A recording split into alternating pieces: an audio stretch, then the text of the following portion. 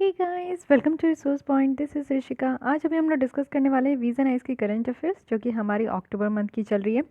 तो international relation की 2 topic बची हुई थी, उसे आज हम लोग कंप्लीट कर लेंगे। और दोनों टॉपिक अपने आप में बहुत ज़्यादा इंपॉर्टेंट है। पहले तो हम लोग देखेंगे India US defence agreement 2+2 dialogue में जो बेका साइन हुआ है, BECA। इसके बारे में डिटेल देखेंगे।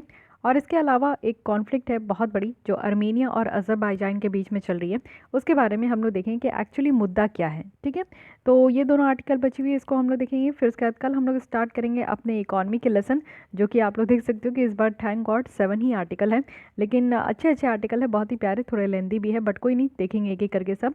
आइए आज की लेसन स्टार्ट करते हैं, लेकिन उससे पहले थोड़ी प्रीवियस क्वेश्चन पूछ लूँ। कुछ भी यहाँ पे जितनी भी टॉपिक्स मैंने पढ़ाई है उससे रिलेटेड कुछ क्वेश्चन पूछ लेती हूँ, और साथ ही साथ आपको मेंस की भी क्वेश्चन मिल जाएगी। चलिए स्टार्ट करते हैं। तो आज के लिए ये आपके पास क्वेश्चन है, इथिक्स की क्वेश्चन है। ठीक है, तो इसको आप लोग सर्च करने का कोशिश कीजिएगा, लिखने का ज़रूर कोशिश कीजिएगा। बीच बीच में आपको इथिक्स के भी पेपर की क्वेश्चन मिलते रहेगी, जिससे कि आप लोग अपने इथिक्स के नोट्स को अच्छे तरीके से प्रिपेयर कर सको। तो फर्स्ट यहाँ पे एक क्वेश्चन है, what do you understand by utilitarianism. ठीक है, तो इसके बारे में आपको सर्च करना है, लिखना है, और इसको एग्जाम्पल के साथ ही बताना है कि किस ग्राउंड में जो है इसको क्रिटिसाइज़ किया जाता है। तो किस किया जा रहा है, किया जाता है, तो ये भी आपको पता होना चाहिए। प्रॉस एंड कॉन्स सारी चीज़ें आपको पता होनी चाहिए। तो GS4 की ये क्वेश्चन है, ट्राई कीजिएगा। और हमें अगर आप लोग को भेजना है, जितने भी बच्चे इस ग्रुप से ज्वाइन हैं, इस इनिशिएटिव से ज्वाइंट है ऑलरेडी, तो वो लोग अपने आंसर को ज़रूर सेंड कीजिएगा। देखेंगे कि आप लोग कितने अच्छे तरीके से लिख पाए हैं। साथ ही साथ यहाँ पे 150 वर्ड्स में आपको लिखना है, 10 मार्क्स की ये क्वेश्चन है। और अगर आप लोग भी इस इनिशिएटिव के साथ जुड़ना चाहते हो तो आप लोग हमें मेल कर सकते हो।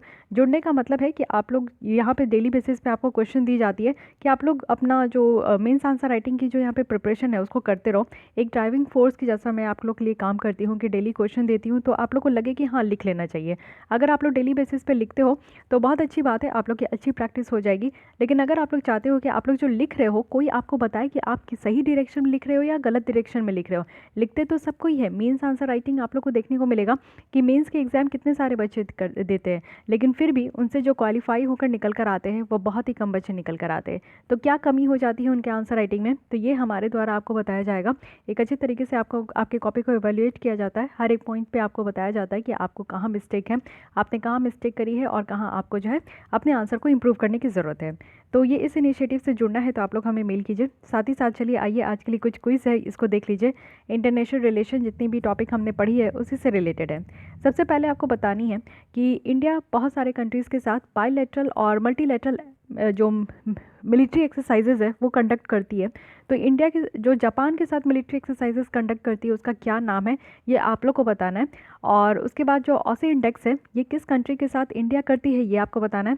साथ ही साथ मालाबार एक्सरसाइज कंडक्ट हुआ है, अभी रिसेंटली हुआ है, तो आपको बताना है कि किस किस स्टेट के साथ है। एक तो मैं यूएस लिख दी हूँ, लेकिन 2020 की आपको बताना है कि किस किस स्टेट के साथ है, दो और सॉरी किस किस कंट्री के साथ है, दो और कंट्री है, यहाँ पे मैं हिंट दे चुकी हूँ। और साथ ही साथ आपको ये भी बताना है कि 2020 में मालाबार एक्सरसाइज कहाँ कंडक्ट किया गया है। ठीक है, 2 फेज़ में कंडक्ट की गई है, तो कहाँ कहाँ कंडक्ट की गई है ये आपको बतानी है। काफ़ी इंपॉर्टेंट है, इस बार ये समझने का कोशिश कीजिए। नेक्स्ट यहाँ पे नोबेल पीस प्राइज़ 2020 किसको दिया गया है, इसके बारे में आपको बताना है।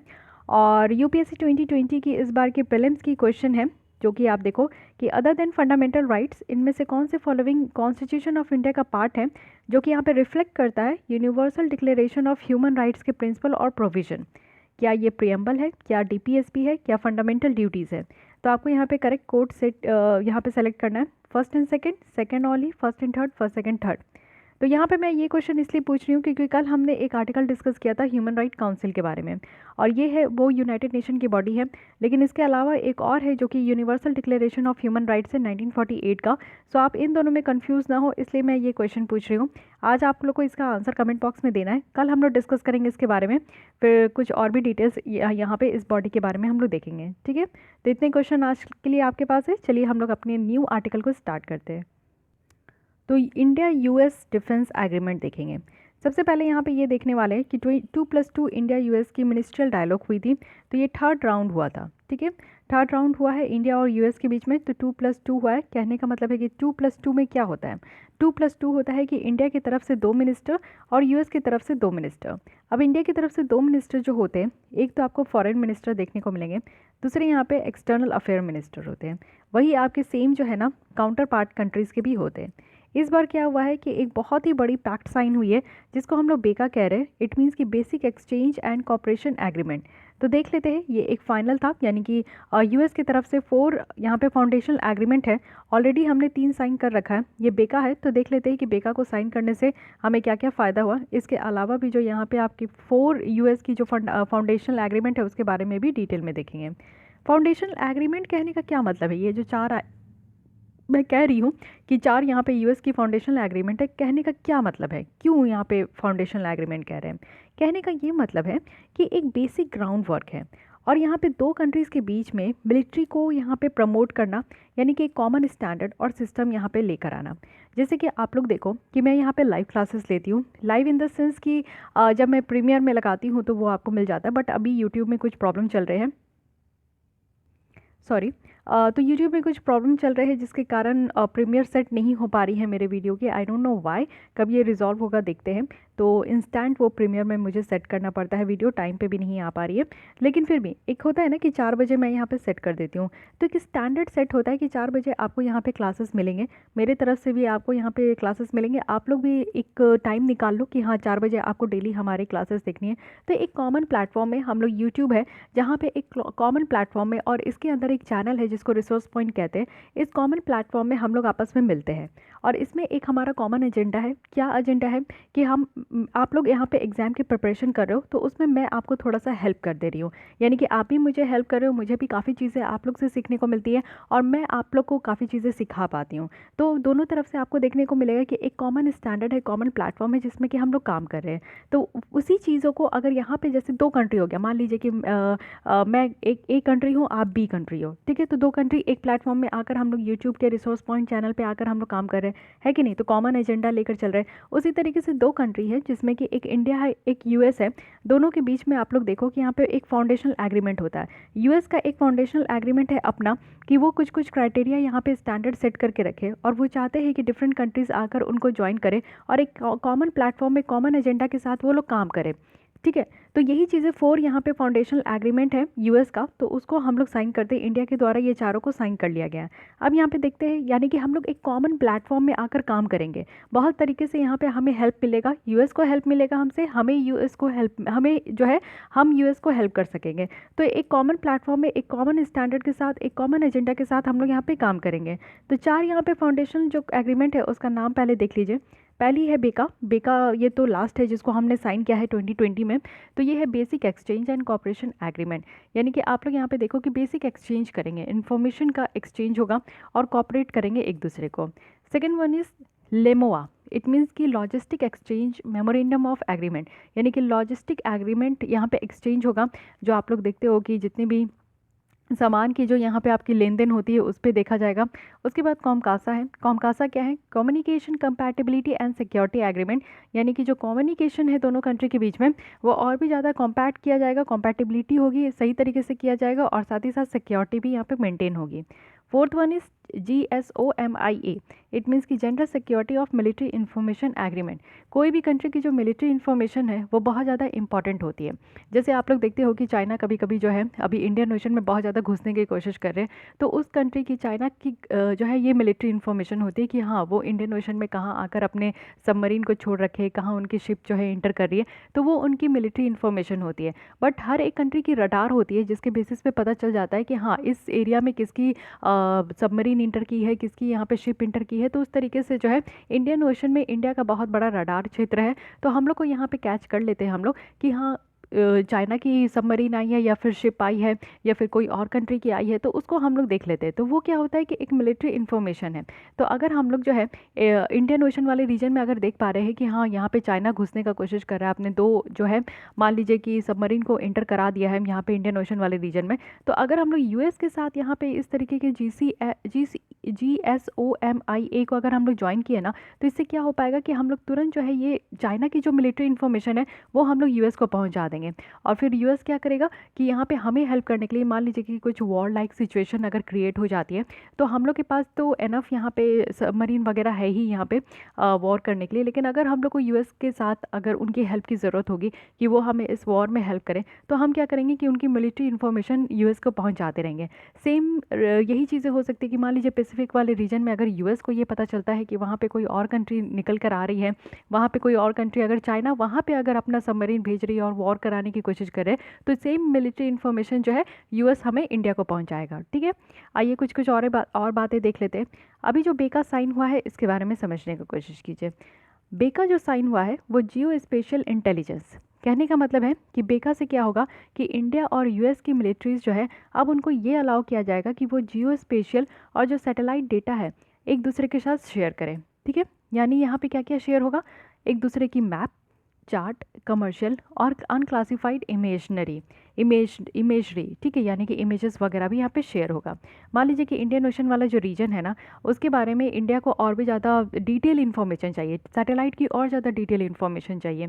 तो आपको पता है कि हमारी जो सैटेलाइट है वो बहुत कम हमारे द्वारा भेजा गया, लेकिन वही अगर आप यूएस की बात करो, यूएस की जो वहाँ पे स्पेस एजेंसी है उसका नाम है नासा। नासा के द्वारा तो बहुत सारे सैटेलाइट भेजे गए, आई थिंक यहाँ पे 150 से भी ज़्यादा है। ये अर्थ ऑब्जर्वेशन सैटेलाइट। ठीक है, अर्थ ऑब्जर्वेशन सैटेलाइट ही मेनली होते हैं जो हमारे अर्थ को जो है अच्छे तरीके से ऑब्जर्व करते हैं और बेटर तरीके से इमेजेस जो है सेंड करते हैं। तो हमारे यहाँ हमारे द्वारा बहुत कम भेजा गया, लेकिन वही अगर आप यूएस की तरफ से देखोगे तो 150 से भी ज़्यादा है। यानी कि अर्थ के, पृथ्वी के हर एक कोने कोने का इमेजेस जो है ना, नासा बहुत अच्छे तरीके से प्रोवाइड कर सकती है। तो अब क्या है कि हमें जो है इंडियन ओशन वाले रीजन को और ज़्यादा सिक्योरिटी प्रोवाइड करनी है। तो इंडिया का बहुत ज़्यादा जो है ना यहाँ पे अपना हम लोग क्या करते हैं कि सिक्योरिटी पर्पज़ से जो है हम लोग इस पर बहुत ज़्यादा ध्यान देते हैं। तो अब क्या होगा कि हम लोग जो नासा के द्वारा जितनी भी सैटेलाइट डेटा है ना उसको बेटर तरीके से अब इस्तेमाल कर सकते हैं। हमारा जो सैटेलाइट है, मान लीजिए 3 सैटेलाइट है, 3 सैटेलाइट से जो है हमें नॉर्थ ईस्ट वेस्ट यहाँ पे पता चल रहा है, लेकिन साउथ जो इंडियन ओशन है ना उसके बारे में इन्फॉर्मेशन नहीं है हम लोग के पास। तो हम लोग क्या करेंगे कि तुरंत नासा का जो सैटेलाइट है उससे इन्फॉर्मेशन ले लेंगे, उसके बारे में, उससे जो इमेजेस वगैरह हमें कैप्चर करनी है तो उसकी इमेजेस वगैरह ले लेंगे, डिटेल वगैरह ले लेंगे। ठीक है नहीं, तो इससे क्या होगा कि हमें इसमें फ़ायदा हो रहा है, यानी कि हम अपना सैटेलाइट भेजे बिना भी यूएस का जो ऑलरेडी सैटेलाइट भेजा गया है तो उससे हम लोग जो है उस एरिया का मैप वगैरह ले रहे हैं, उस एरिया का इमेजेस वगैरह ले रहे हैं। अगर कोई और डेटा की भी ज़रूरत है तो उस डेटा को भी हम लोग ले पा रहे हैं, बस ये एक एग्रीमेंट को साइन करके। तो है ना बहुत बड़ी फ़ायदा वाली बात। तो मैं एक एग्जाम्पल दे रही हूँ कि यहाँ पे सिर्फ इंडियन ओशन वाला, अदरवाइज़ आप लोग और भी एग्जाम्पल देख सकते हो कि पूरे ऑल ओवर द वर्ल्ड में भी जो है ना नासा का ही सबसे ज़्यादा सैटेलाइट है। आप देखोगे तो हर एक तरीके का वहाँ से डेटा मिल जाता है। रिलेटेड प्रोडक्ट है, पब्लिकेशन है, मटेरियल है, प्रिंटेड हो या डिजिटल फॉर्मेट में हो, म्यूचुअल टेक्निकल असिस्टेंस और टेक्नोलॉजिकल इन्फॉर्मेशन एक्सचेंज, ये सारी चीज़ें यहाँ पे कर सकते हैं। इंडिया को यहाँ पे अलाउ किया जाएगा कि यूएस का जो एडवांस जियो स्पेशल इंटेलिजेंस है उसको हम लोग यूज़ कर सकें, और साथ ही साथ एक्यूरेसी, यानी कि ऑटोमेटेड सिस्टम में जो एक्यूरेसी है वो हम लोग इन्हांस कर पाएंगे। वेपन्स वगैरह को भी अच्छे तरीके से इन्हांस कर पाएंगे, जैसे मिसाइल हो गया, आर्म ड्रोन्स हो गया, तो ये सारी चीज़ों को जो है हम लोग बेटर तरीके से अब वर्क करा पाएंगे। यहाँ मैप में आइए, यहाँ समझने की कोशिश कीजिए कि जियो स्पेशल जो इंटेलिजेंस कहा जा रहा है, जियो स्पेशल इंटेलिजेंस के लिए ही हम लोग बेका को साइन किए हैं। तो ये होता क्या है, यूएस का एक तरीके से ये एक तरीके का इंटेलिजेंस है। कैसा इंटेलिजेंस है, इंटेलिजेंस में समझ रहे हो कि आप इंटेलिजेंट हो और आपके पास ऐसा एक पावर है, यानी कि आप अपने टैलेंट के बेसिस में ऐसा काम कर पा रहे हो जो और इंसान नहीं कर पा रहे हैं, तो उसको इंटेलिजेंस कहते हैं। यानी कि आपके पास स्पेशल क्वालिटी है, स्पेशल तरीके की एक इंटेलिजेंस है। ओके, तो वैसे ही यूएस के पास भी है। यूएस के पास क्या है कि यूएस के पास ऐसी इंटेलिजेंस है कि उनके पास सैटेलाइट की ऐसा भरमार है ना कि वो हर एक तरीके का अर्थ में जो लोग, जैसे हम जैसे लोगों की क्या एक्टिविटी है ना उसको भी यहाँ से ट्रेस किया जा सकता है। कैसे किसी चीज़ों को ट्रेस किया जा सकता है, यानी कि अगर हमें ज़रूरत है कि सोशल एक्टिविटी हम लोग देखें, यानी कि हमारे इंडिया के लोग या फिर चाइना के लोग जो है ना कैसे कैसे काम कर रहे हैं, क्या एक्टिविटी कर रहे हैं, तो हम लोग सैटेलाइट के थ्रू भी देख सकते हैं। जो हमारे पास आज तक ऐसा पावर नहीं था, हम ऐसा सैटेलाइट नहीं भेजे हैं, लेकिन फिर भी यूएस के पास ऐसी सैटेलाइट है जिससे कि दूसरे कंट्री के लोग या फिर ह्यूमन एक्टिविटी कैसे कैसे क्या लोग किस तरीके का काम कर रहे हैं, एक्सप्लॉयटेशन भी अगर कर रहे हैं, या फिर एक्सप्लॉयटेशन इन द सेंस कि अगर किसी को किसी भी तरीके का हार्म कर रहे हैं तो वो भी हम लोग देख सकते हैं, या फिर कोई एक्सप्लोरेशन भी कर रहे हैं। मान लीजिए कि माइनिंग वगैरह की भी काम हो रही है तो कहाँ कितना ज़्यादा हो रहा है, किस तरीके का इलीगल एक्टिविटीज़ हो रहा है या फिर लीगल एक्टिविटीज़ हो रहा है, हर एक चीज़ आप लोग देख सकते हो। तो ह्यूमन एक्टिविटीज़ मतलब आप लोग समझ ही सकते हो कि अब ऐसी सैटेलाइट है जिससे कि हर एक लोगों की एक्टिविटी पता चल सकें। तो हमें सबसे बड़ा फ़ायदा यही होगा कि हम जो है आराम से देख सकते हैं कि अच्छा चाइना वाले फ़ोन कैसे बना रहे हैं, चाइना वाले इतना ज़्यादा मैन्युफैक्चरिंग कैसे कर रहे हैं। ये जस्ट एक जोक्स अपार्ट है, ठीक है, इसको सीरियस मत लीजिएगा कि हम लोग यही काम करने के लिए ये इसको साइन किया है, बिल्कुल भी नहीं। लेकिन ये एक मैं एग्जाम्पल दे रही हूँ कि हाँ, ये सारी चीज़ें अब क्लियर हो सकती है। साथ ही इमेजरी है, यानी कि इमेजेस बहुत क्लियर मिलता है। जैसे अर्थ ऑब्जर्वेशन सैटेलाइट भेजा जाता है just to observe the earth, तो अर्थ में कहाँ मिनरल्स है, कहाँ पे क्या चीज़ें हैं, आप लोगों को तो पता है। हम लोग जो सैटेलाइट भेजते हैं तो अधिकतर इसरो क्या जानने का कोशिश करते हैं, हमारे साइंटिस्ट यही जानते हैं कि हमारे साइंटिस्ट यही जानना चाहते हैं कि इंडिया में कहाँ खनिज है, कहाँ मिनरल है, कहाँ गैस है, कहाँ ऑयल फील्ड है। तो ये सारी चीज़ों को और ज़्यादा एक्सप्लोर करने का कोशिश करते हैं, क्योंकि ये सारी चीज़ें ऐसी है ना जिसमें कि इंडिया दूसरे कंट्री में डिपेंडेंट है। बात हम लोग करते हैं आत्मनिर्भर भारत की, तो भैया हमें अपने ऊपर निर्भर होना है, तो हमें पता भी तो चलना चाहिए ना कि हमारे धरती के अंदर कहाँ कहाँ ये सारे सोने चांदी के भंडार है, ताकि हम लोग दूसरे कंट्रीज़ पे जो है इतना ज़्यादा डिपेंडेंट ना हो। तो इमेजेस जो है बहुत क्लियर मिलेंगे, कहाँ कहाँ गली है, किस तरीके का गली है, कैसा गली है, ये सारी चीज़ें भी दिख जाएगी। टोपोग्राफी कैसा है, टोपोग्राफी कहने का मतलब है कि पहाड़ और जो आप लोग देखते हो कि पर्वत पहाड़ इस तरीके का जॉर्जेस कैनियन, ये कितने सारे हैं कंट्रीज़ में, कहाँ कहाँ कैसे है, ये सारी चीज़ें भी अब आराम से देखने को मिलेगा। ज्योग्राफी कैसा है, ओशन कैसी है, टेरेन कैसी है। टेरेन कहने का मतलब है कि हिली एरिया है कि नहीं, पर्वत वाली एरिया है, पठार वाली एरिया है, बहुत ज़्यादा जंगल है, या फिर प्लेन है, या फिर पूरी तरीके से मैदान है, कैसा एरिया है। ये सारी चीज़ें अब हमें बेका के थ्रू मिल पाएगा। सो ये सारी चीज़ें आपकी किसके अंदर आती है, तो ये जियो स्पेशल इंटेलिजेंस के अंदर आती है। आई होप कि आपको कन्फ्यूज़न ना हो कि हम लोग बेका साइन क्यों की है, अब बेका साइन करने से हमें कितना फ़ायदा होगा, ये आप लोग अब समझ सकते हो। अब आते हैं सेकंड यहाँ पे फाउंडेशन में एग्रीमेंट में, जो कि है लेमुआ। इसके नाम में ही आप समझ रहे हो कि लॉजिस्टिक एक्सचेंज है। यानी कि लेमुआ से क्या होगा ना कि हमें दोनों कंट्री को, हमें ही नहीं, इंडिया और यूएस दोनों को ही यहाँ पे एक मिलिट्री फैसिलिटी यहाँ पे डेजिग्नेट कराया जाएगा दोनों साइड से, वो भी रिफ्यूलिंग और रिप्लेसमेंट के पर्पज़ से। मान लीजिए कि इंडिया और एक सेकेंड, चलिए मैप देखते हैं। हाँ, अब यहाँ पे देखिए, ये हमारा प्यारा भारत भारत और ये है यूएसए, ठीक है। तो मान लीजिए कि हमें क्या है ना कि यहाँ पे लेमुआ साइन किया, लॉजिस्टिक एक्सचेंज। इसमें क्या होगा कि कोई भी तरीके का अगर एयरक्राफ्ट हमारी उड़ती है, ठीक है, मान लीजिए कि यहाँ पे यहाँ से उड़कर ऐसे जा रही है, कहीं पे भी जा रही है, तो ये मान लीजिए कि यहाँ से इंडिया से निकली और एयरक्राफ्ट उड़ कर निकली। यहाँ पे क्या होता है ना कि बार बार जो है रिफ्यूलिंग कराना होता है। तो यहाँ पे क्या है कि साउथ ईस्ट एशिया में आप देखोगे कि यहाँ पे बहुत सारे जो है नेवल बेस है, यानी कि यूएस की नेवल बेस बहुत ज़्यादा है, हमारा तो बहुत कम है। लेकिन यूएस की अगर नेवल बेस देखोगे ना, तो हर एक कोने कोने में उनके द्वारा नेवल बेस बनाया गया है। तो लेमुआ साइन करने से हमें क्या फ़ायदा होगा कि हमारी अगर एयरक्राफ्ट उड़ती है तो उनको वापस इंडिया में आकर या फिर इंडिया की नेवल बेस ढूंढने से बेटर है कि वो यूएस की भी नेवल बेस को वो जो है अपना इस्तेमाल कर सकती है। क्यों? क्योंकि वहीं पर रिफ्यूलिंग हो जाएगा, एक मिलिट्री एक्सेस मिल पाएगा। फिर यहाँ से उड़े, फिर यहाँ गए, तो पता चला यहाँ पे तो हमारा चाइना रशिया के पास तो कोई भी नेवल बेस नहीं है, लेकिन हाँ चाइना का यहाँ पे है।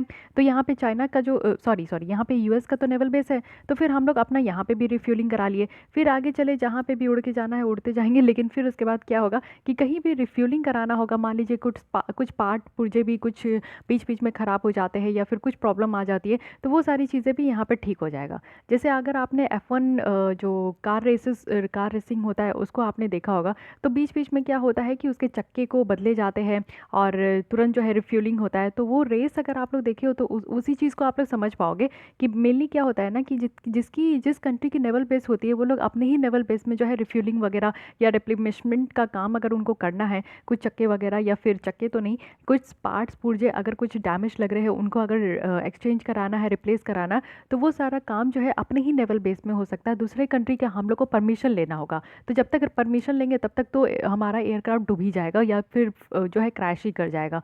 तो उसके लिए क्या है कि हमें क्या करना होता था ना कि हम लोग वापस इंडिया आते थे, और वापस इंडिया आते थे या फिर कोई नियर बाई हो तो वहाँ जाते थे। लेकिन अब क्या है कि अब हमें वापस इंडिया आना नहीं पड़ेगा। हम लोग क्या करेंगे, चलते जाएंगे और अगल बगल अगर यूएस का कहीं पे भी नेवल बेस है, वहीं पे रुक के अपनी फ्यूलिंग कराएंगे और उसके बाद फिर आगे बढ़ जाएंगे। तो इससे एक बहुत बड़ा फ़ायदा होगा। मान लीजिए कि कोई वॉर हो रहा है, ठीक है। मान लीजिए जस्ट सपोज़ कि कोई वॉर हो रहा है, या फिर जैसे आप लोग देखते हो कि हम लोग बहुत ज़्यादा असिस्टेंस प्रोवाइड करते हैं अगर किसी भी कंट्री में कोई भी प्रॉब्लम आता है। मेनली ये इंडियन ओशन वाले रीजन में आपको देखने को मिलेगा कि मेनली बहुत ज़्यादा जो प्रॉब्लम होता है, तो हमारी जो शिप्स वगैरह है वो निकल जाती है, एयरक्राफ्ट शिप्स जो है, जस्ट बिकॉज इमरजेंसी यहाँ पे रिलीफ देने के लिए हम लोग निकल जाते हैं। तो बहुत टाइम ये भी देखने को मिला है कि हमारी फ्यूलिंग वगैरह ख़त्म हो जाती है, तो फिर हमें वापस जाना पड़ता है, या फिर हम लोग को और भी तरीके की प्रॉब्लम होती है। हम लोग जिस तरीके का हेल्प करना चाहते हैं वहाँ पे उस तरीके की हेल्प नहीं प्रोवाइड कर पाते, जस्ट बिकॉज क्योंकि रिफ्यूलिंग वगैरह की प्रॉब्लम होती है। तो अब वो चीज़ नहीं होगा। जैसे मान लीजिए कि अगर हम लोग को मालदीव में यहाँ पे असिस्टेंस प्रोवाइड करना है, या फिर मडागास्कर में करना है, तो यहाँ पे भी यूएस का नेवल बेस है, यहीं पे हम लोग रिफ्यूलिंग करा लेंगे, ठीक है। यहाँ पे वापस जो है इंडिया जाने की ज़रूरत नहीं है। तो इससे हमारा टाइम भी बचेगा, हमारा मनी भी बचेगा, सारी चीज़ें सेव हो पाएगी, एक बेटर तरीके से चीज़ों को हम लोग फिर से अरेंज कर पाएंगे। तो ये आप लोग समझ गए कि लेमुआ का साइन करने से क्या फ़ायदा हो गया, ठीक है। साथ ही साथ इस एग्रीमेंट से आप देखोगे कि यहाँ पे 4 एरिया को कवर किया जाएगा। सबसे पहला क्या है कि पोर्ट कॉल, जो बंदरगाह है, उसमें आप लोग देखोगे। साथ ही साथ जॉइंट एक्सरसाइजेस इंडिया और यूएस के बीच में भी आप देखते हो बहुत तरीके के युद्ध अभ्यास होते हैं। जो जॉइंट एक्सरसाइजेज है, युद्ध अभ्यास है, हम लोग अभी मालाबार एक्सरसाइजेज कर रहे हैं, तो और भी 2-3 तरीके का है, उसको हम लोग यहाँ पे जॉइंट एक्सरसाइजेज करते हैं। ट्रेनिंग वगैरह अगर देना है, या फिर कोई डिजास्टर रिलीफ यहाँ पे प्रोवाइड करना है, ह्यूमैनिटेरियन असिस्टेंस प्रोवाइड करना है, तो इन सारी चीज़ों में भी ये एग्रीमेंट काफ़ी ज़्यादा हेल्पफुल होगा, ठीक है।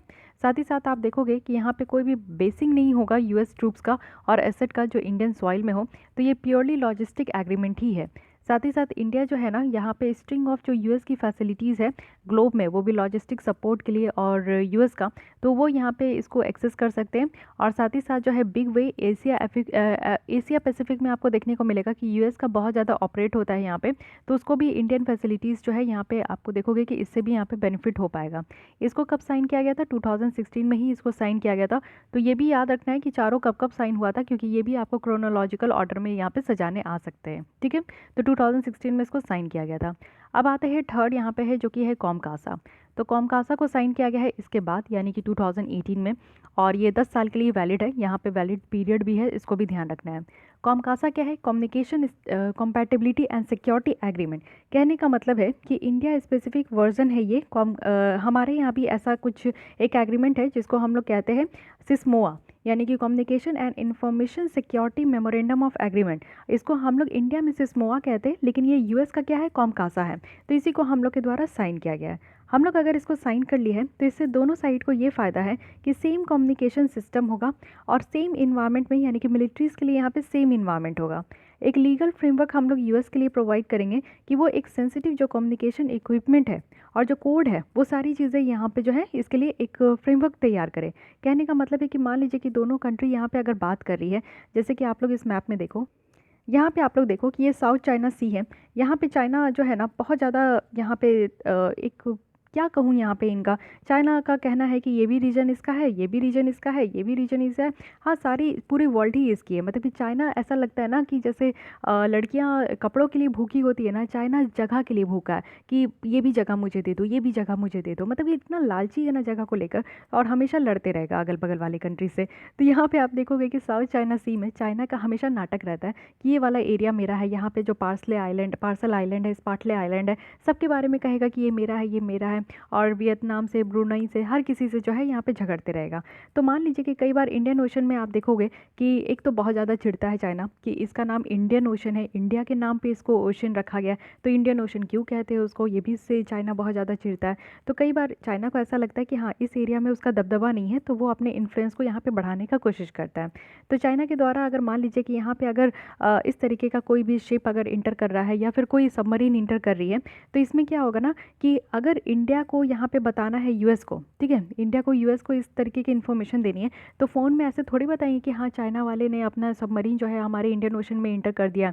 ऐसे थोड़ी ये लोग बात करते हैं, ये लोग कोड में बात करते हैं। जैसे आप लोग इंडियन आर्मी का भी देखते हो कि माशाअल्लाह क्या क्या कोड में वो लोग बात करते हैं। तो उसी तरीके से आप लोग समझने की कोशिश कीजिए कि ये लोग कोड में बात करते हैं। तो वो कोड क्या होगा कि अब सेम होगा। यूएस का अपना कोड होता है जो कि कॉमकासा में होता है, और सिस्मोआ के तहत जो है ना इंडिया का अपना कोड होता है। जो मिलिट्री वो अपना बात करते हैं ना, तो उनका अपना कोड होता है। अब क्या होगा कि ये जो मिलिट्री यहाँ पे इंडियन मिलिट्री जो अपने कोड में बात करती है, वो यहाँ पे यूएस को बताएंगे कि उनका कोड क्या है, और यूएस वाले जो अपना कॉमकासा के तहत जो मिलिट्री उनकी कोड में बात करती है, वो कोड अब जो है इंडिया को पता चलेगा। तो इससे क्या होगा कि ये दोनों की मिलिट्री जो है अपने कोड को एक्सचेंज करेंगे, तो इससे क्या होगा कि दोनों जो है कंट्री अपने कोड को समझ पाएंगी, मिलिट्री यहाँ पे कोड को समझ पाएगी।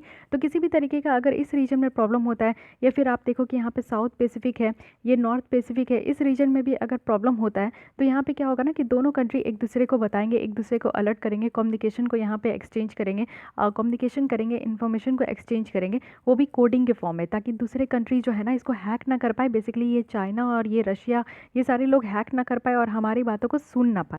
ओके, तो ये काफ़ी फ़ायदे वाली बात है, आप तो समझ रहे हो। इससे इंडिया को क्या होगा कि यहाँ पे जो स्पेशलाइज्ड इक्विपमेंट है, यानी कि बहुत सारे ऐसे भी एडवांस इक्विपमेंट, एडवांस ऐसे टेक्नोलॉजी जो कि यूएस से भी मिलेगा, जो कि यहाँ पे आप देखो कि कम्युनिकेशन के लिए काफ़ी ज़्यादा फ़ायदा होगा। और ये इनक्रिप्टेड कम्युनिकेशन होगा। इनक्रिप्टेड कम्युनिकेशन कहने का क्या मतलब होता है, जैसे आप देखते हो कि व्हाट्सएप का कहा जाता है कि ये जो है ना आपका यहाँ पे इनक्रिप्टेड मैसेज जाता है। जैसे मैं आपको भेजती हूँ हाय, तो मेरे तरफ से जो है ना, मान लीजिए कि मैं ए हूँ, आप बी हो, तो यहाँ पे मैं आपको हाय भेजती हूँ, तो आपको भी ये हाय ही दिखता है। जब आप इसको ओपन करते हो मेरी मैसेज व्हाट्सएप पे, तो आपको हाय दिखता है। बट जो मैं हाय भेजती हूँ ये आपके पास हाय के फॉर्म में नहीं जाता है, ये तुरंत इनक्रिप्ट हो जाता है, या तो ये ABC कोड के फॉर्म में आता है, या फिर यहाँ पे 1 2 3 इस तरीके का कोड के फॉर्म में ये आप तक पहुँचता है।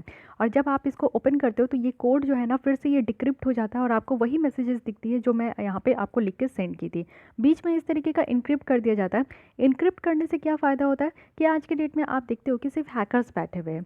हैकर्स का दिमाग इतना ज़्यादा तेज़ होता है, वो इन सारी चीज़ों में इतने ज़्यादा मास्टर होते हैं ना, कि यहाँ पे जो मैसेज मैं यहाँ पे आपको भेज रही हूँ, उनका बस चले ना तो ये मैसेज को यहाँ ना भेज के जो है ना कोई सी पार्टी को भेज देंगे, ठीक है, अननोन नंबर सी पार्टी में को यहाँ पे हाई चला जाएगा। तो ये काम होता है हैकर्स का, वो रीड भी कर लेते हैं। तो आप लोग समझो कि किसी भी कंट्री की अगर मिलिट्री टॉक होती है, किसी भी आर्मी के बीच में टॉक होता है, तो वो कितना ज़्यादा कॉन्फिडेंशियल होता है, वो लीक नहीं होना चाहिए, हैकर्स के हाथ में तो कभी नहीं लगना चाहिए, नहीं तो कंट्री की इंटरनल और एक्सटर्नल सिक्योरिटी पे बहुत ज़्यादा खतरा हो सकता है। तो इसलिए यहाँ पे दोनों कंट्री जो इस तरीके का बात करेंगे तो कम्युनिकेशन इनक्रिप्टेड होगा, यानी कि ऐसी टेक्नोलॉजी है यूएस के पास कि यूएस के साथ अगर कोई कॉमकासा साइन करता है ना, तो वो टेक्नोलॉजी सिर्फ उसी कंट्री को मिलता है, और उसी टेक्नोलॉजी के थ्रू जो है ये दोनों कंट्री बात करते हैं, और उसमें जितनी भी बातें होगी वो इनक्रिप्टेड होगा, कोई और थर्ड पार्टी इसको नहीं सुन पाएगा, इसको नहीं डिकोड कर पाएगा, ना ही इसको हैक कर पाएगा। ठीक है, तो आप समझ सकते हो कि कितना मास नंबर पे यहाँ पे सिक्योरिटी जो है वो मेंटेन हो पाएगा। फाइन, इसको साइन किया गया था 2018 में, और ये 10 साल के लिए वैलिड है, यानी कि 2028 तक जो है ये हमारे यहाँ पे वैलिड है। फिर उसके बाद इसको हमारे द्वारा फिर से साइन करना होगा, देखते हैं आगे क्या होगा। ठीक है, फिर है यहाँ पे GSOMIA, यानी कि general security of military information agreement. ये सबसे पहले ध्यान रखिए कि सबसे पहले हमारे द्वारा जो कोई 4 फाउंडेशनल एग्रीमेंट में साइन किया गया था वो GSOMIA है, जो कि 2002 में किया गया था। तो आइए इसको पहले सीरीज़ में लगाते हैं। पहले है GSOIMA, उसके बाद यहाँ पे साइन किया गया था तल्लिमुआ, उसके बाद है यहाँ पे COMCASA, and last one is बेका। ठीक है, तो ये आपको बिल्कुल याद रखना है, GLCB। ठीक है, अब आइए यहाँ पे देख लेते हैं GSOIMA। इससे क्या होगा ना कि ग्रेटर इंटेलिजेंस शेयरिंग होगी, यानी इंडिया और यूएस के बीच में जो इंटेलिजेंस वाली चीज़ें होती है उसको शेयर कर पाएंगे। अब रिसेंटली आप देखो कि यहाँ पे इंडस्ट्रियल सिक्योरिटी एनेक्स जो GSOMIA का है, उसको दोनों कंट्री के बीच में यहाँ पे कॉन्क्लूड किया गया। इससे क्या होगा, यहाँ पे एक फ्रेमवर्क है जिसमें कि हम लोग कुछ मिलिट्री इन्फॉर्मेशंस को जो है इंडिया के डिफेंस इंडस्ट्री और यूएस का जो डिफेंस इंडस्ट्री है, इन दोनों में एक्सचेंज होगा मिलिट्री इन्फॉर्मेशन, और इसको प्रोटेक्ट भी किया जाएगा। GSOMIA में इस तरीके की इन्फॉर्मेशन यहाँ पे एक्सचेंज की जाती है जो कि गवर्नमेंट अथॉरिटीज़ की होती है। अब यहाँ पे आप सोचोगे कि कॉमकासा और GSOIMA में ये आपका मेनली यहाँ पे डिफरेंस क्या है, तो मेनली डिफरेंस समझने की कोशिश कीजिए कि यहाँ पे जो मिलिट्री इन्फॉर्मेशन है वो एक्सचेंज किया जाएगा, साथ ही साथ गवर्नमेंट की जो अथॉरिटीज़ है उनके बीच में ये जो इन्फॉर्मेशन है उसको एक्सचेंज किया जाएगा। बट कॉमकासा क्या है, कॉमकासा में सबसे पहली बात है कि हमें जो है हाईली इक्विप्ड यहाँ पे जो है इंक्रिप्टेड कम्युनिकेशन टेक्नोलॉजी यहाँ पे मिलेगा, साथ ही साथ यहाँ पे हम लोग जो है एक बेटर तरीके का कम्युनिकेशन सिस्टम यहाँ पे प्रोवाइड करेंगे, और एक लीगल फ्रेमवर्क होगा जिसमें कि हम लोग जो सेंसिटिव कम्युनिकेशन होगा, जो एकदम से सेंसिटिव इन्फॉर्मेशन है, अगर वो लीक हो जाती है तो कंट्री के जो सिक्योरिटी है उस पर बात आ जाती है, तो उसको हम लोग यहाँ पे सिक्योर करेंगे कॉमकासा के थ्रू। बट GSOMIA के तहत हम लोग क्या करेंगे कि गवर्नमेंट अथॉरिटीज़ के बीच में यहाँ पे मिलिट्री इन्फॉर्मेशन को भी शेयर किया जाएगा, जो कि बहुत ज़्यादा ज़रूरी है। तो यहाँ पे गवर्नमेंट का हिस्सा है, ठीक है, गवर्नमेंट की इंक्लूजन है, लेकिन कॉमकासा में गवर्नमेंट की इंक्लूजन नहीं है। ये बात आप समझने का कोशिश कीजिएगा। ठीक है, चलिए इतनी बातें रही चारों, आई होप कि आपको चारों यहाँ पे फाउंडेशन जो है वो समझ में आएगा, आ गया होगा। अगर फिर भी कन्फ्यूजन है तो आप लोग कमेंट कर सकते हो। सिग्निफिकेंस क्या है, क्यों हम लोग इतना इंटरेस्ट दिखाए और क्यों हम लोग जो है यूएस की इस तरीके की फाउंडेशनल एग्रीमेंट को साइन किए हैं, बैक टू बैक हम लोग साइन किए, क्यों किए हैं? सबसे पहला है कि म्यूचुअल ट्रस्ट। आपको पता है कि हमारा और यूएस का जो रिलेशन है वो काफ़ी बेटर है, और एक म्यूचुअल ट्रस्ट के लिए कि एक दूसरे पे ट्रस्ट करें, एक दूसरे की इन्फॉर्मेशन को ऐसे ही लीक ना करें। जैसे आप लोग देखो कि मिलिट्री इन्फॉर्मेशन को अगर अगर यूएस चाहेगा कि इंडिया से शेयर करें तो क्या भरोसा है? इंडिया मतलब कि एक होता है कि इंडिया पे क्या भरोसा है, क्या पता कि हम लोग यूएस से उनकी मिलिट्री इन्फॉर्मेशन लेकर हम लोग चाइना को बेच दें, हम लोग रशिया को बेच दें, हम लोग ऑस्ट्रेलिया को बेच दें, कुछ भी तो कर सकते हैं ना, किसी के साथ शेयर भी कर सकते हैं। क्या यहाँ पे कॉन्फिडेंशियलिटी है कि उनकी मिलिट्री इन्फॉर्मेशन को हम लोग जो है ना कहीं लीक नहीं होने देंगे? तो इस कॉन्फिडेंशियलिटी को और इस ट्रस्ट को बरकरार करने के लिए इस तरीके का एक मेमोरेंडम ऑफ अंडरस्टैंडिंग हम लोग साइन किए, ठीक है। सेकंड है कि बेटर यहाँ पे डिफेंस टाइज हो पाएगा, यानी कि इस तरीके के एग्रीमेंट को साइन करने से क्या है कि अब मैंडेटरी है। यानी कि पहले क्या था कि ठीक है काम करना है तो करेंगे, नेवल बेस के लिए अगर यहाँ पे अगर परमिशन मांगेंगे तो अगर यूएस को मन किया तो वो नेवल बेस देने के लिए वो जो है अपना रिफ्यूलिंग कराने के लिए अगर मन करेगा तो परमिशन देंगे, नहीं मन करेगा तो नहीं देंगे। अब जैसे डोनाल्ड ट्रंप का रवैया था कि उनके तो मूड पे होता है, उनका मूड हुआ तो वो काम करेंगे, नहीं मूड हुआ तो नहीं करेंगे। तो इससे क्या होता है कि एक श्योरिटी नहीं होती है। अब क्या है कि अब हमारे पास तो श्योरिटी है ना कि हमारी एयरक्राफ्ट निकलेगी तो वो कहीं ना कहीं रिफ्यूल करा लेगी। अब तो हमारे पास परमिशन जो है वो ग्रांटेड हो चुका है। तो इस तरीके का क्या है ना कि डिफरेंट टाइज जो है और भी तरीके का बेटर हो पाएगा। साथ ही इंडिया का जो कन्वेंशनल ऑफेंसिव और डिफेंसिव जो यहाँ पे कैपेसिटी है वो और ज़्यादा मजबूत हो पाएगा। यानी कि आप लोग समझो कि हमारे पास हम अगर अकेले इतने सारे टेक्नोलॉजीज़ को डेवलप करते, इस तरीके के सैटेलाइट को भेजते, तो अभी हमें और 10-15 साल लग जाता डेवलप होने में। But US is already developed country और उसके पास इतने हाई बेस्ड टेक्नोलॉजीज़ है, उतने हाईली जो है सेंसिटिव इन्फॉर्मेशन के लिए सैटेलाइट उन्होंने भेज रखा है। तो अगर हम लोग एक पर्टिकुलर मेमोरेंडम ऑफ अंडरस्टैंडिंग जैसे एग्रीमेंट को साइन करते हैं और इस एग्रीमेंट के थ्रू हमें वो सारी चीज़ें अवेल हो जाती है, तो इससे बेटर और क्या है कि नहीं? और हमारे यहाँ पे डिफेंसिव के लिए, ऑफेंसिव के लिए काफ़ी ज़्यादा ज़रूरी है, और हम लोग इस तरीके के 4 एग्रीमेंट को साइन करके हम लोग अपने पावर को और ज़्यादा बढ़ाए हैं। साथ ही साथ टू काउंटर चाइना को काउंटर करने के लिए ये बहुत ज़्यादा इंपॉर्टेंट है। हालांकि ये सबसे पहली सिग्निफिकेंस है, बट ठीक है, इसको इतना ज़्यादा हाईलाइट मत किया कीजिएगा आप लोग अपने आंसर में। सॉफ्ट पार्ट से ही आप लोग दिखाइएगा, ऐसा नहीं कि आप लोग बहुत एग्रेसिव हो गए चाइनीज़ को लेकर। चाइनीज़ की जो एक्सपेंशन है वो हम लोग सबको ही जान रहे हैं कि चाइना का क्या काम है, डेट ट्रैप में फंसाना हर एक कंट्री को। मेनली वो फोकस करते हैं कि छोटी छोटी कंट्री को, और ज़्यादातर आप देखोगे कि वो सारी कंट्री है हमारे अगल बगल जो इंडिया की नेबरिंग कंट्री है या फिर थोड़ी सी दूर की भी कंट्री है, तो वो सब चाइना के जो है चंगुल में फंस चुका है, इन द सेंस कि चाइना के डेट ट्रैप में फंस चुका है। तो इसलिए चाइना का बस यही खेल है, चाइना कार्ड वो अपना अपनाता है और नेबरिंग कंट्रीज़ को वो अपने अधीन ले लेता है। तो इस चीज़ को रोकना बहुत ज़्यादा ज़रूरी है, नहीं तो एक समय एक ऐसा आएगा अगर हम लोग अभी चाइना को नहीं रोके जिस तरीके से वो बढ़ता जा रहा है। अब आप सोचिए कि चाइना कितना डूस्ट है, मतलब कि एक तो कोरोना वायरस फैला दिया, सारे लोग सारे कंट्री यहाँ पे मर रही है, लेकिन अपनी जीडीपी को वो जो है पॉजिटिव में लेकर चला गया, सारी जीडीपी की तो वाट लग गई, नेगेटिव में आ गई, ठीक है। तो इतना डूस्ट है ये। तो जिस तरीके से ये बढ़ते जा रहा है, एक तो बीमारी भी खुद दे रहा है और ऊपर से कहता है कि मेडिसिन भी मैं खुद ही दूंगा, मास्क भी मेरे से ही ले लो, पीपीई किट भी मेरे से ही ले लो। तो गजब है भैया, तुम ही सारी चीज़ें हमें प्रोवाइड करो। मतलब आप समझ रहे हो कि आने वाले देश में, आने वाले दिनों में क्या होने वाला है कि चाइना की मोनोपोली आ जाएगी। फिर तो एक चाइना ऐसा कंट्री निकल कर आएगा, पावरफुल कंट्री, कि हर एक कंट्री को उनकी बात माननी पड़ेगी। तो उसको रोकना बहुत ज़्यादा ज़रूरी है, नहीं तो आफ्टर 10 ईयर्स या फिर 1 डिकेड के बाद जो है आपको स्थिति बहुत ज़्यादा बुरी देखने को मिलेगी। तो इसलिए सिर्फ चाइना इस तरीके से पावरफुल कंट्री निकल कर आ रहा है, तो उसको टैकल करने के लिए और भी ज़्यादा पावरफुल होना ज़रूरी है।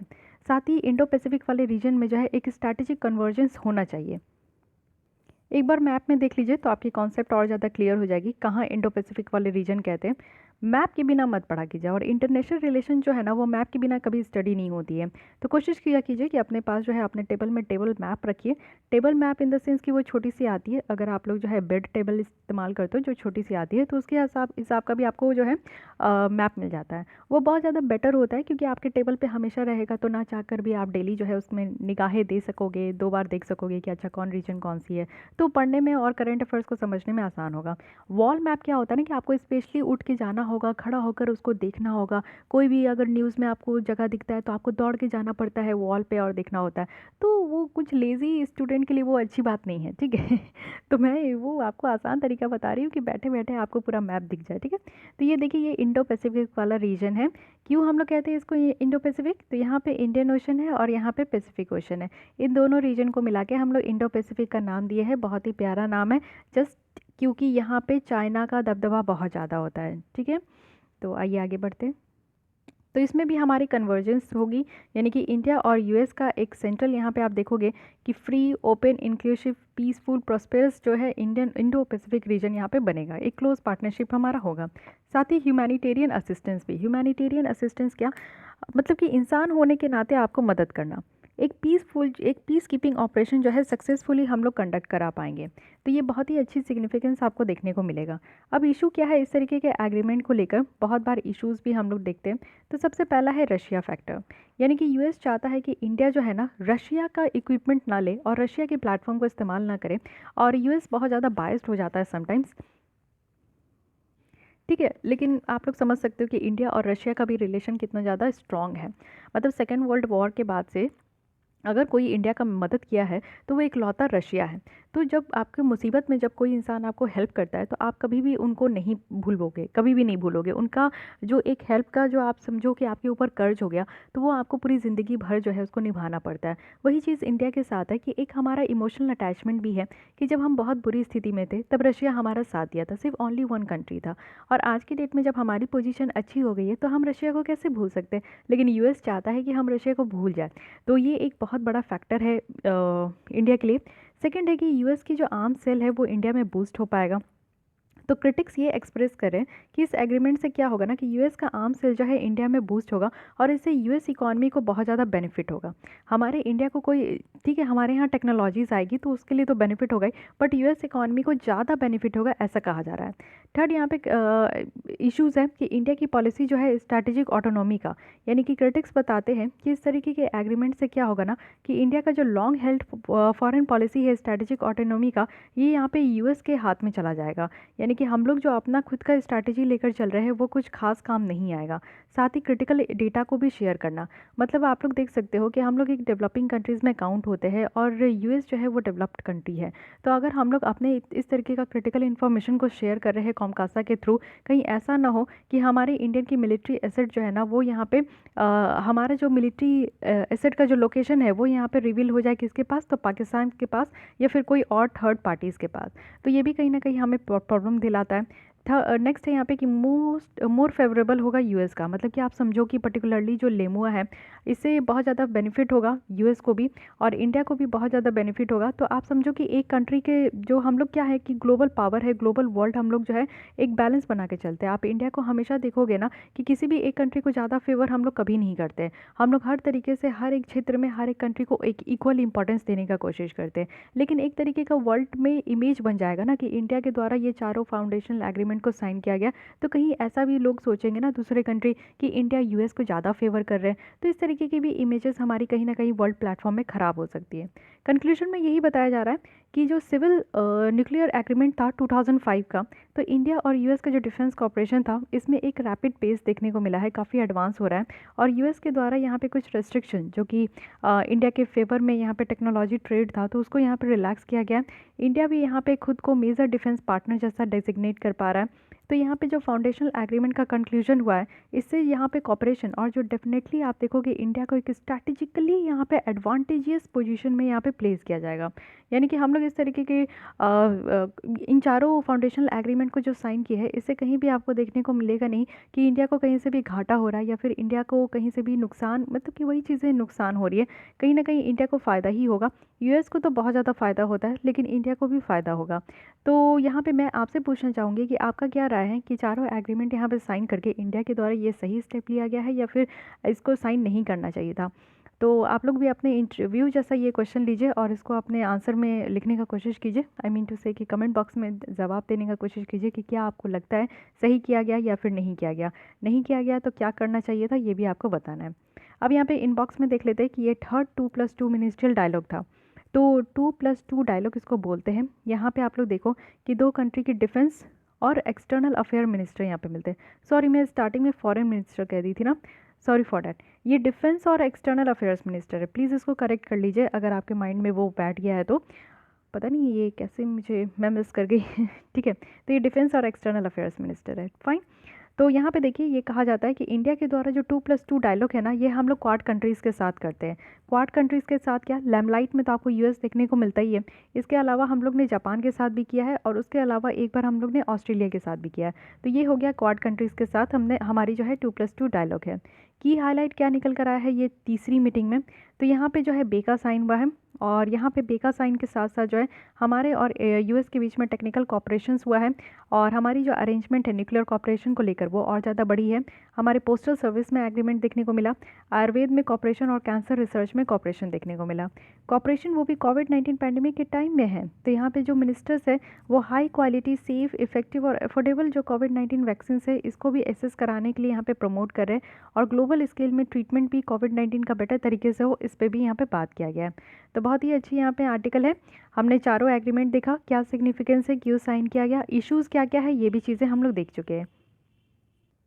आइए अब हम लोग जल्दी से देख लेते हैं ये अर्मीनिया अज़रबैजान कॉन्फ्लिक्ट। तो सिर्फ अभी कॉन्फ्लिक्ट के बारे में समझिए कि यहाँ पे कला क्या है। रिसेंटली एक डिकेड ओल्ड यानी कि 10 सालों से आप देखोगे कि अर्मीनिया अज़रबैजान जो है वो एक जगह को लेकर जो है ना बहुत ज़्यादा लड़ाई करते हैं।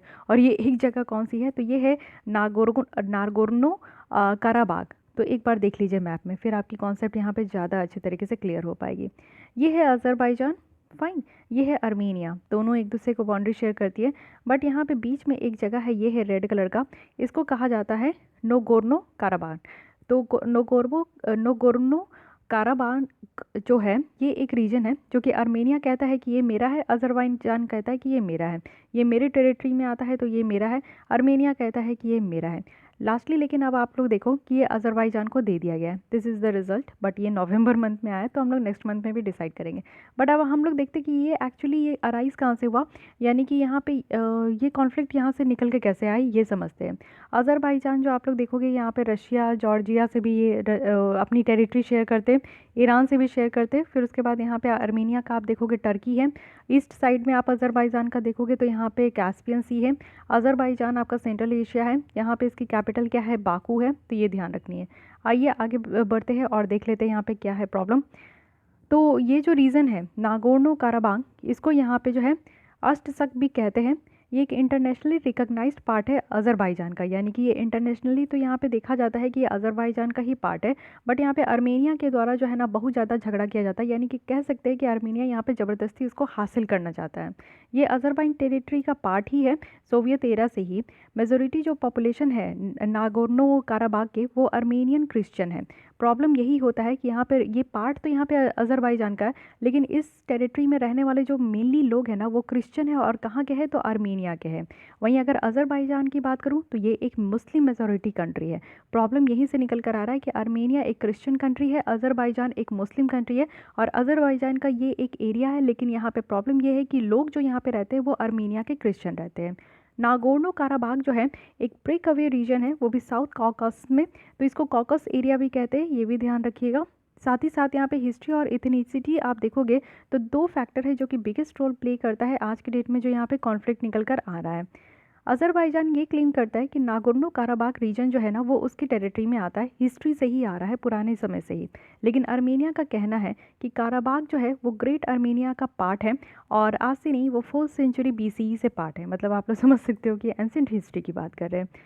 ये जो इशू है फर्दर बहुत ज़्यादा कॉम्प्लिकेटेड होते चला जा रहा है, मल्टीपल यहाँ पे डायनेस्टी आ रहे हैं और इस तरीके का झड़प जो है आपका आगे बढ़ते जा रहा है। 1980s में भी आप देखोगे कि जो अर्मीनियन पार्लियामेंट है वो यहाँ पे वोट कर रहे थे कि नागोर्नो काराबाग को अर्मीनिया में ट्रांसफ़र करने के लिए, बट ये डिमांड जो है ना यहाँ पे सोवियत के द्वारा रिजेक्ट कर दिया गया था। इसके साथ जो आप देखोगे काफ़ी सालों साल ये क्लैश चलते रहा अज़रबैजान फोर्सेस और अर्मीनिया के सेपरेटिस्ट के साथ। इंडिया का क्या स्टैंड है इस इशू में, आप तो कॉन्फ्लिक्ट समझ गए कि क्यों यहाँ पे है प्रॉब्लम। एक बार और देख लीजिए, आपके माइंड में क्लियर कॉन्सेप्ट होनी चाहिए। अज़रबैजान एंड अर्मीनिया, ठीक है, इसके बीच में ये आपका नागोर्नो काराबाग है।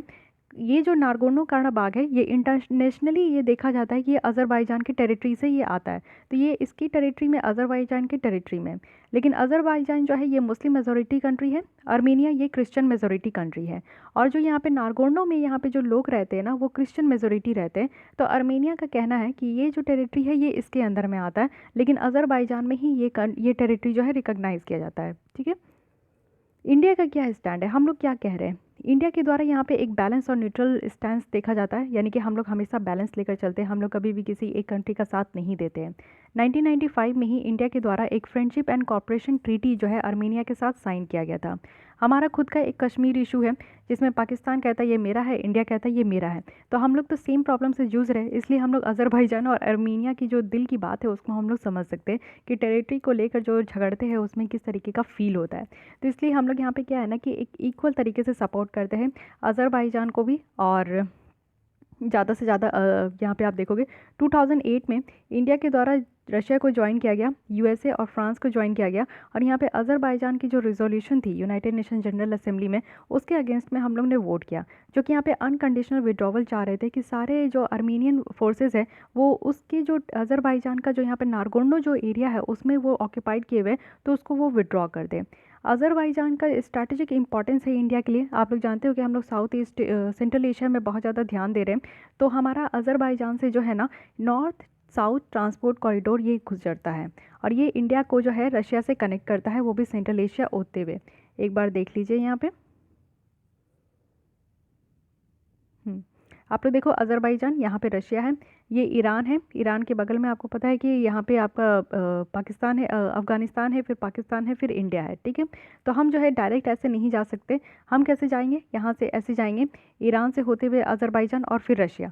तो हमारे यहाँ पे इंटरनेशनल नॉर्थ साउथ कॉरिडोर है, और साथ ही साथ जो है अज़रबैजान इसलिए हमारे लिए बहुत इंपॉर्टेंट हो जाता है। आर्मीनिया तो तेल लेने जाए, इसे हमें इससे कोई लेना देना नहीं है। हमें क्या काम है कि हमें यहाँ पे सेंट्रल एशिया से काम है और रशिया से काम है, क्योंकि रशिया के बारे में अभी मैंने बताया आपको, और अज़रबैजान सेंट्रल एशिया का कंट्री आता है, तो ये अलग से हमारे लिए बहुत इंपॉर्टेंट हो जाता है। आर्मेनिया से तो कोई ऐसा लेना देना वास्ता नहीं है हमारे लिए, लेकिन फिर भी हम लोग वर्ल्ड प्लेटफॉर्म में कभी भी खड़े होते ना तो किसी भी एक कंट्री को लेकर इतना ज़्यादा सपोर्ट नहीं करते।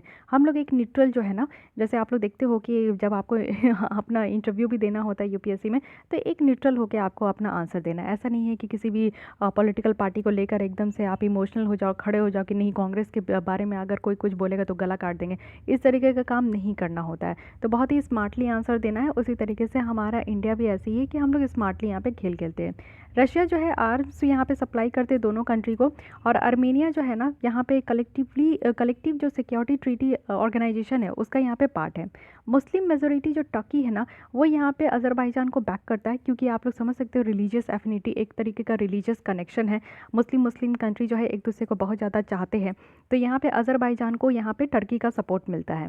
साथ ही साथ पीस टॉक जो है वो यहाँ पे 1994 से ही चलते आ रहा है, और एक organisation for security and cooperation in Europe है जो कि इसको नेगोशिएट करने का बात कर रहे हैं, मीडिएशन करने का बात कर रहे हैं दोनों कंट्री के बीच में, कि आप लोग शांति बनाओ और यहाँ पे जो है एक तरीके का एक लेकर आओ कि क्या करना है नहीं करना है। ठीक है, अब यहाँ पे एक मिन्स्क ग्रुप है, इसके बारे में समझते हैं। ये मिन्स्क ग्रुप वही है जो कि यहाँ पे मीडिएट करा रहे दोनों कंट्री के बीच में। तो ये सिर्फ ओनली इंटरनेशनली एग्रीड बॉडी है, जो कि यहाँ पे कोई भी पीसफुल रिजोल्यूशन, अगर कोई भी इस तरीके का कॉन्फ्लिक्ट निकल कर आता है तो उसको शांत कराने के लिए, मीडिएट कराने के लिए ये मात्र एक बॉडी है।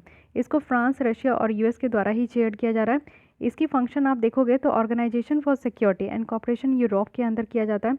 मैड्रिड प्रिंसिपल है जो कि यहाँ पे मिन्स्क ग्रुप के द्वारा 2007 से ही प्रपोज किया गया है। ये सीरीज़ है, यानी कि आप देखोगे कि यहाँ पे सजेशन काफ़ी ज़्यादा दिया गया है। ये जो कॉन्फ्लिक्ट है इस तरीके के नागोर्नो कराबाख के एरिया को लेकर उसको सेटल करने का कोशिश किया जा रहा है। साथ ही यहाँ पे क्या है कि आर्मेनिया को कहा जा रहा है कि आप अपने मिलिट्री को जो है नागोर्नो कराबाख से जो है वो अपना विड्रॉ कर लें, बुला लें, और इन एक्सचेंज फॉर अज़रबैजान जिनको यहाँ पे डी फैक्टो ऑटोनॉमी दिया जा रहा है नागोर्नो कराबाख, यानी कि इंटरनेशनली तो ऐसे ही रिकॉग्नाइज़ किया जा रहा है कि ये जो नागोर्नो कराबाख है ये अज़रबैजान का पार्ट है। और बाद में भी इस कॉन्फ्लिक्ट को जो मीडिएट करा रहे हैं ना वो भी यही कह रहे हैं कि आर्मेनिया को अपने जो मिलिट्री फोर्सेस है उसको हटा लेना चाहिए इस एरिया से, और नागोर्नो कराबाख को यहाँ पे जो है ना ऑटोनॉमी दे देना चाहिए, किसके अंदर, तो अज़रबैजान के अंदर। अब यहाँ पे एक बात हुआ था कलेक्टिव सिक्योरिटी ट्रीटी ऑर्गेनाइजेशन के बारे में, तो इस ऑर्गेनाइजेशन के बारे में थोड़ा देख लीजिए। ये रशिया लीड मिलिट्री अलायंस है जिसमें यहाँ पे कलेक्टिव डिफेंस किसी भी मेंबर का यहाँ पे आपका इंश्योर कराया जाता है कि अगर एक्सटर्नल एग्रेशन है, बाहरी अगर यहाँ पे कोई भी विद्रोह वगैरह है तो उसको फेस करने के लिए यहाँ पे आपका डिफेंस भेजा जाता है। कलेक्टिव डिफेंस कहने का मतलब है कि अटैक हो रहा है, अगर कोई अलाई है यानी कि एक दो कंट्री साथ में मिलकर अगर लड़ रहे हैं दूसरे कंट्री के अगेंस्ट में, तो उसको यहाँ पे डिफेंस प्रोवाइड करने के लिए इस तरीके की कलेक्टिव सिक्योरिटी ट्रीटी ऑर्गेनाइजेशन भेजी जाती, ये बनाई गई है। यहाँ पे क्या है ना कि मेंबर कौन कौन है, तो इसके Armenia, Belarus, Kazakhstan, Kyrgyz, Russia और ताजिकिस्तान है। ठीक है, तो ये भी ध्यान रखना, ये ऑर्गेनाइजेशन अब न्यूज़ में निकल कर आ चुकी है, तो इसके मेंबर कंट्रीज़ के बारे में भी आपको ध्यान रखनी है। तो आप लोग समझ गए कि क्या इशू है यहाँ पे, काफ़ी इंपॉर्टेंट है, इसको हम लोग आगे भी कंटिन्यू करेंगे जब नवंबर मंथ की मैगजीन आएगी, तो उसमें यहाँ पे आप मेडिएशन हो चुका है तो उसके बारे में हम लोग फिर से पढ़ेंगे। ठीक है, तो आपका एक बार फिर से रिवीजन हो जाएगा। करंट अफेयर्स पढ़ने का यही मोटिव होता है और यही इसका एक मेन मुद्दा है कि आपकी टॉपिक रिवाइज होती रहती है, और एक टॉपिक आपके कई सालों तक खींचती है ना, तो उसके बारे में आप डिटेल समझते जाओगे, पढ़ते पढ़ते चीज़ें अपने आप याद हो जाएगी। ठीक है, तो आज के लिए बस इतनी ही रखते हैं, लेसन थोड़ी लंबी हो गई बट कोई नहीं, कल हम लोग इकॉनमी स्टार्ट करेंगे। तो अगर आपको ये लेसन अच्छी लगती है, हेल्पफुल लगती है, तो बस लाइक कीजिए, अपने दोस्तों के साथ भी शेयर कर सकते हैं। फिर भी कोई डाउट क्वेरी सजेशन है तो उसको कमेंट ज़रूर कीजिए, एंड मेक श्योर कि आपने हमारे चैनल को सब्सक्राइब कर लिया। सब्सक्राइब कीजिएगा तभी आपको नेक्स्ट अपलोड जो की जाएगी वीडियो हमारे द्वारा, उसकी नोटिफिकेशन आप तक पहुँच पाएगी। तो आज के लिए इतनी, थैंक यू।